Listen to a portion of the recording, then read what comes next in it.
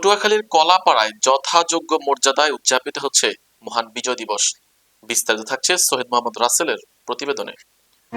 সূর্যোদয়ের সাথে সাথে ৩১ বার তোফ ধ্বনির মধ্য দিয়ে দিবসটির শুভ সূচনা করা হয়।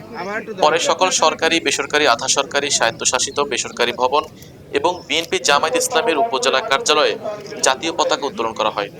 সকাল ৭টায় উপজেলা কেন্দ্রীয় শহীদ মিনারে পুষ্পমাল্য অর্পণ করেন উপজেলা প্রশাসন ও বিভিন্ন শিক্ষা প্রতিষ্ঠান সহ সামাজিক সংগঠন।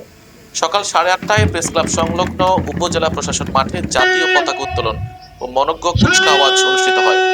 এর আগে দিবসটি উপলক্ষে গতকাল গুরুত্বপূর্ণ সরকারি, আধা সরকারি, স্বায়ত্তশাসিত বেসরকারি ভবন এবং স্থাপনা সমূহে আলোকসজ্জা করা হয়।